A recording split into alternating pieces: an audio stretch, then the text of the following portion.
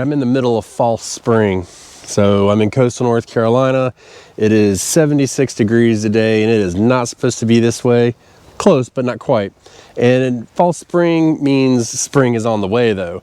And I don't want to run out of time. So I'm going to start my sweet potatoes today. And this is the only way that I've started sweet potatoes where I get the most success, the less stink, and I just love it. Before we go back there, I got one bed filled today. 1,000 pounds of soil right there. So we're good to go. We will be putting broccoli in this bed in the very near future. Well, we do have a sad moment. There was a death, and it is kind of serious death. Cletus didn't make it, okay? What's left of Cletus? That's my trailer. It pulled out, it rusted out finally, but it did a good life and it did what it was supposed to do.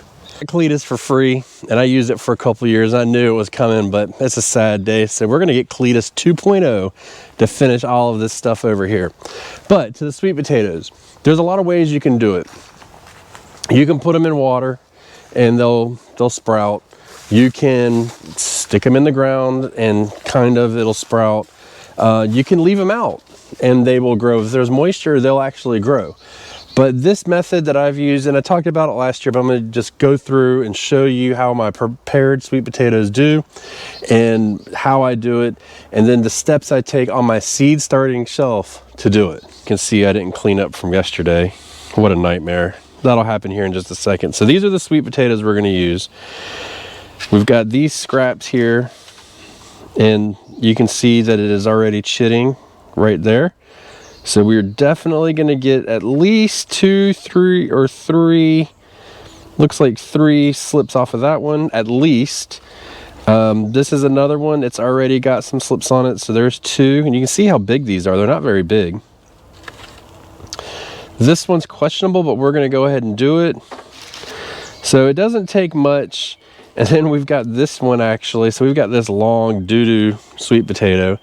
And this is really important to see. So you can see no slips down here, no chitting.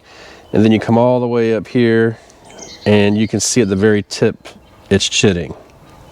It's really interesting. And the interesting thing about it is typically the slips grow from one end of the sweet potato. Typically, they can absolutely grow from all over it, but typically speaking, right at one tip, you will get it, and you'll see that the other side doesn't have anything.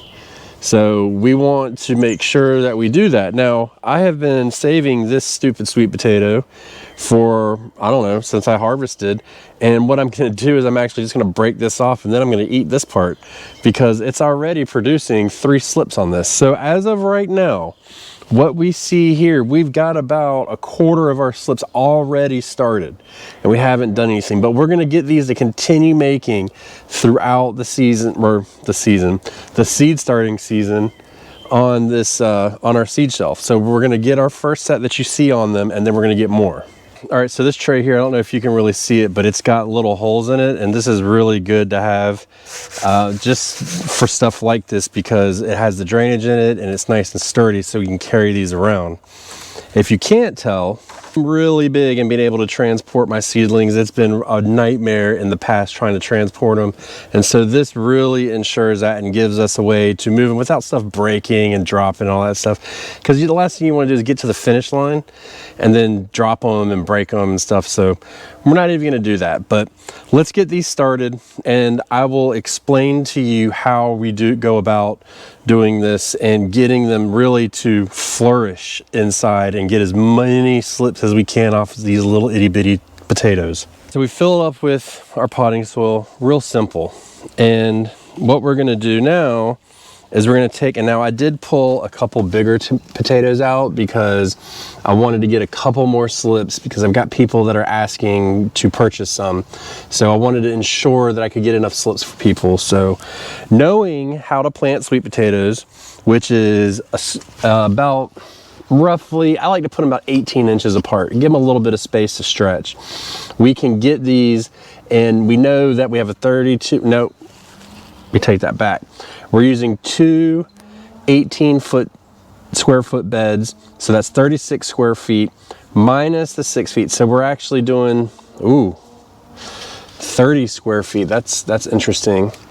So we're doing 30 square feet, okay, of planting space in general. So we need to keep that in mind, that we need about 25 slips roughly, somewhere in there. And I like to have a little bit extra just in case. So we're gonna take these potatoes, and it's real simple. We're just gonna bury them. This is the easy part. You don't have to do anything crazy. We bury them nice and deep in there and get them covered. And you know, you don't have, these are so much different than regular seeds because we don't have to worry about them moving around, anything like that. Now, the two bigger potatoes I put in there, they already had 3 slips on them, right? This little potato has a 2 slips on it already. And so if we put it in, you can see it's gonna, can you see? You can't see. It's gonna save a lot of space. So we can put more in here, and theoretically we can get more potatoes out of this. So we're just gonna put them in there. Like I've got a potato here, and I'm just gonna put this one real close next to it. I should be able to get 4 of these small ones in here. And I like to put all the slips facing the same way. So I'll break this off just because, and then we'll bury that nice in there. This one is a crapshoot. I don't know if it's going to produce, but we're going to go ahead and give it a shot. And then just keep going down the line, and just as you look, just go through all of your potatoes and see if you can see anywhere where there is some kind of chitting or anything like that. But now, since this is a whole potato, then we know that at some point it's going to come out. So we're just going to guess and put it in. So now I went back and I put a little bit more soil on top, because invariably what's going to happen once this gets wet is it's going to compress down, and we want them to stay buried. Take you out here and show you the space that we're going to grow them in, and kind of get a little, because this is the first year I've grown in beds this size, so I want to kind of get a little bit of a measurement. You can see this is a 3x6 bed, and we've got another one mirror image over there. And we also have our trellis here. So we anticipate this taking up a square foot across. So these beds are all 32 square feet. With this in there, I was thinking I was gonna actually be growing more, but it turns out I'm actually gonna be growing, have less growing space. So I don't know. We're gonna run it this year, but it's kind of an issue. So we'll see how it goes. We'll just have to get creative, and we'll probably just have to fertilize heavily. So we know from here, let's see, this is a foot. So from here over, we'll not have potatoes. So the rest of these will. The best case scenario is we obviously split it, but this area gets more sunlight out here, so we should get more growth out of here. Sunlight's everything, and especially in my growing space, sunlight can be a premium. I'm here to tell you, all these trees around me, they're brutal, man. But I'll tell you what, when I'm out here digging up them taters, it's nice. And especially on days when it's really warm and you can come back in the shade, it's really nice. But let's finish up with the taters. Now, what do we do now? We'll water this deeply, very, very deeply. So sweet potatoes they're very interesting plant, and they have specific growing conditions. What we know about sweet potatoes is they're a 100-day crop, roughly. Even longer, 120 plus. So they're a root crop. They grow in the heat of the summer. They do not like it chilly at all. So wait to put them out until you're getting consistently low 50s at night. Is about as low as I like to put them out, and just be prepared. But at the end of the growing cycle, you can let them go a little bit cool, but at first you really don't want to, because what's going to happen is you're going to stunt your seedlings. Okay, now we're going to water these really deeply, because sweet potatoes like 2 things when they're starting and when they're growing. 1, they like water, and 2, they love heat. They grow really well here in coastal North Carolina because we get nice and hot and very humid. So we want to recreate these conditions for this. Now, I do have a couple options. One option is I can simply put it out here and put it in the greenhouse. Issue is we're having a false spring. So you're going to stand outside right now and you're going to think, wow, it's really nice, it's beautiful, it's over. It ain't over. We got 60 or 73 days until our last frost date. We will get another frost. And the greenhouse, albeit it does get warm during the day, At night, it just stays a few degrees above the lowest temperature. So we are absolutely in the danger zone. So we really want to protect these. So we want to recreate our conditions for it. So we need to create heat and humidity. Now, simply enough, what we can do is we can put this on a heat mat. So we'll put it on a heat mat, and then we're going to water it real heavy. And I'm even going to put it in another tray to block the holes off for right now. And then we're going to put a dome on top of it to create that humidity. So all the water that this holds, we're going to saturate this down.